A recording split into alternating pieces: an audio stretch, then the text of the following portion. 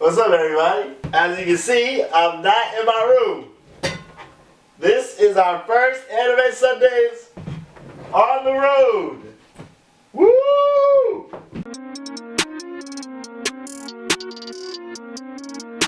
You're watching Anime Sundays.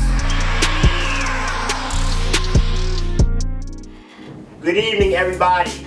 Welcome back to Anime Sundays, the show where we talk about anime on Sundays. I am your host, Jared Ross, and yes, like I said, this is the first episode of Anime Sundays on the road. As you can see right now, I am out of town. I am back in my hometown, West Orange, New Jersey. Can I get a year? Never mind, it's not for everybody. To start off this episode, we have our very own first special guest on the show. I'd like everyone to give it up for a good friend of mine, brother of mine, Shamorr Williams. Woo! How's it going, everybody? Yeah! My good friend here, Shamorr Williams, is going to be helping us out with some of the segments this week. One of the first people to put me on anime, so you can trust his word. I promise you, we will not lead you astray. Why don't we get right into our favorite segment, anime you should be watching. Alright guys, so for this week on Anime You Should Be Watching, I have decided to pick another anime that has won many awards in the Crunchyroll award show. This anime is called Megalo Boxing. Quick synopsis, Megalo Boxing focuses around kind of this street rat kind of fighter named Gearless Joe. It takes place in a futuristic world where boxing has evolved to where the fighters wear something called metal frame, which takes their skills and fighting level to a whole new status and whole new standard. But I'm gonna let my man Shamorr here give you his little take on it and give you his rating about the show. Now, Megalo Boxing, for one, has some very, very good hand-to-hand combat, I would say, for one. For just being like a show with like no superpowers, just straight, just regular humans, just boxing, you know, piecing it up, that's it, you know, just intuition and good old just fighting. But oh yeah, overall the show itself is just, it's a great show, you know. So what would you rate it out of 10, you think? Out of 10, because of like how short it is and just how many other animes there are out there that are just a lot better, I would have to give it like a clean 8. I'll give it a clean 8 out of 10. Yeah. Clean 8 out of 10. Like you said, it's a very kind of urban style, street, hip type of anime. You know, a lot of you guys that may want to stray away from the typical hero stuff. Real mature anime for those looking for something a little different if you haven't checked it out. Me personally, you know, I'm going to give it an 8.5. I'm going to give it an 8.5. I think when it comes to these sports animes, only a couple of them are really doing it right, you know what I'm saying? And for this one to be the main one about boxing, I feel like them taking a futuristic look at it with all the plot twists and everything in it, definitely is an 8.5. Crunchyroll still has the first season out. Of course, you know that's my always go-to. If you don't see it on there, go Anime Kiss. Anime are always good sites to watch. Moving right along, guys, we're gonna go ahead right to our versus mode segment.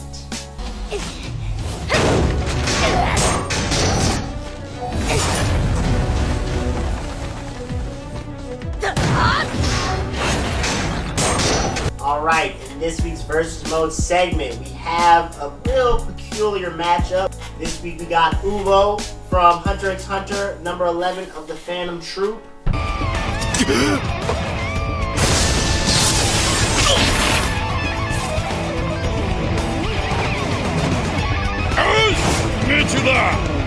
Against the Beserker from Fate Stay Night, Unlimited Blade Works, Hercules.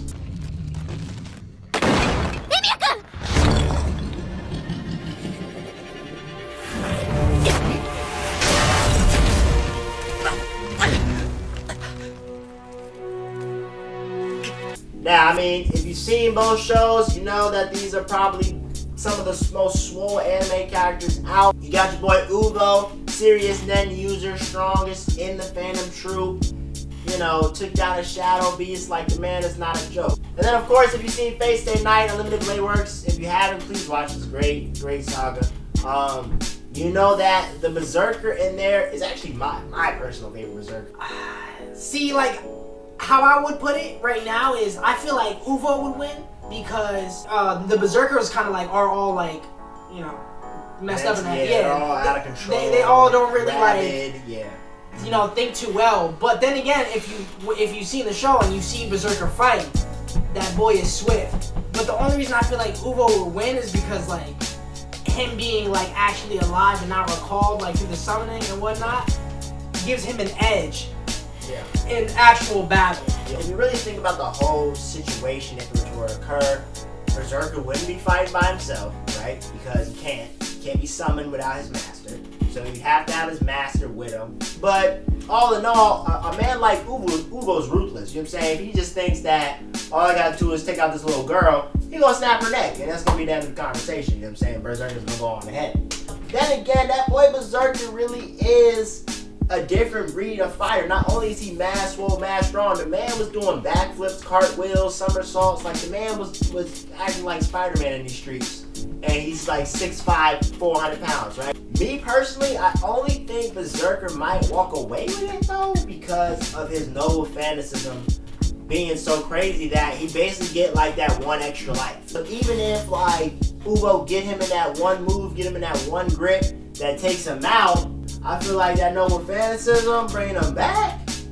I don't know if he's ready for round 2, you know what I'm saying? Especially since Beserker runs on the magical power of his master. So if his master's safe and that man come back for round 2 and Uvo's already, you know, maybe damaged already, I don't know. I just feel like it might be Beserker. I might got Beserker on that. We're gonna put this matchup for y'all. Y'all tell us who y'all got in this battle. I'm sure a lot of you have some info on it that we may not have. Let us know, man. Yes, please let us know who you got between Uvo and the Beserker Hercules for this versus. All right, y'all. So as you know, last week we started a new segment called Let's Talk About It. On this Let's Talk About It segment, my good friend Shamorr here is going to help us decide, does Monkey D. Luffy deserve to be 5th Emperor of the Sea? And does he deserve a bounty of 1.5 billion bellies? I'm going to start off this segment with just saying, I disagree. So as you guys know, if you followed Monkey D. Luffy's journey and his bounty process, you know that he started off by taking down Arlong the Saw, or Arlong the Saw Shark. Now, would you say that was a good bounty for him? 30 million for Arlong. Respectively, I feel like 30 million for sure was a pretty decent bounty for Arlong from the start. I mean, you couldn't lowball him really. Arlong was strong at that time. Luffy was not like, I mean, he obviously whipped his ass, but yeah, like at that time, Arlong put in work on him. He gave him one of those scars, you know, one of the scars on Luffy's body. So I think 30 million for a first bounty was good. So let's move forward. We start to get into his next huge bounty. Now this is where it gets kind of interesting. His next huge bounty that puts him on the map is his 100 million bounty that he gets from defeating Sir Crocodile, the warlord. Now, what do you feel about that 100 mil? How do you feel about that? The 100 mil for Crocodile, honestly, right then and there, I feel like it could have been a little more. It could have been like a little bit closer to like 200 million, if anything. Right. So let's look at that. So I think 100 million is fair, and I only think 100 million is fair because there was a lot of unknown plots that the world government didn't really know that Crocodile was up to. They didn't know Crocodile was trying to find this great weapon and really take over the entire kingdom.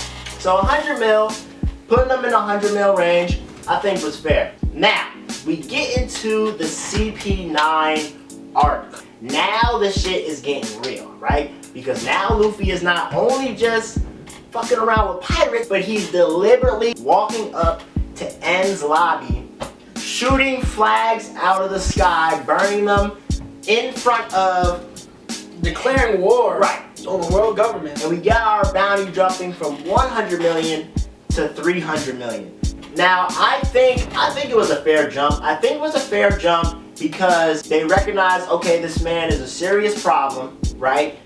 Not only has he took down some pirates that work for us, but now he's also at our front door taking out our top officers. Mind you, CP9 is the top officer group besides the admirals, obviously, and besides CP0 that everybody knows about. But to be honest with you, this is where I have a problem with Luffy's bounty, okay? Because after we get to the 300 million, it only goes up another 100 million after the war. For me personally, I think the government did that on purpose to lowball him. Also, I feel like they were trying to kind of like suppress his like emergence, you know? They were trying to they're like, he's going crazy, but we don't really want to say he's going this crazy right now, you know? Here is another crazy point. The fact that he defeated Gecko Moria and they covered it up. They covered that shit up. They said, oh damn. Well, we just gonna have to let that one slip that one under the rug, because you can't say he defeated 2 warlords. The Dressrosa saga.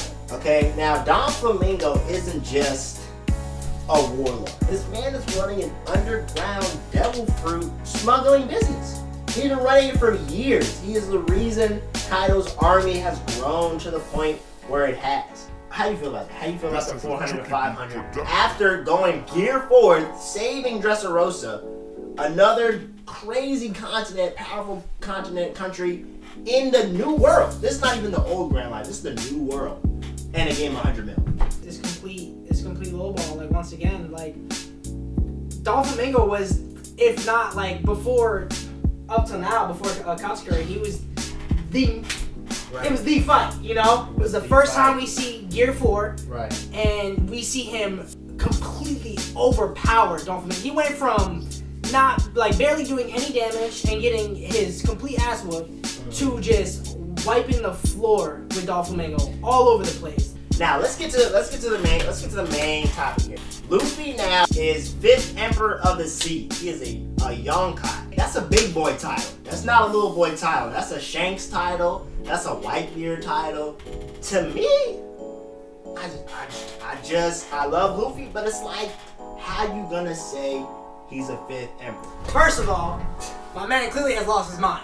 He took down Katakuri, alright? First of all, he did not only take down Katakuri, he took down Cracker. He took down Cracker 2 out of 3 of the sweet general. What I'm saying is, 1.5 billion? That makes him an emperor though? Deserve, man. Here's my thing. Where's everyone else's story getting out of Big Mom's territory? Listen, here's my thing though. If that whole saga went any differently, he could have easily got clapped by Big Mom. You know what I'm saying? And that's just my thing. It's like, if you not putting Big Mom in her place, even though you ran on her set, you did what you had to do, and you made your point, but you didn't put her down. You didn't stop her operation. She gonna wake up tomorrow and be like, damn, Luffy really had my whole situation messed up. But guess what? We still gonna get this money.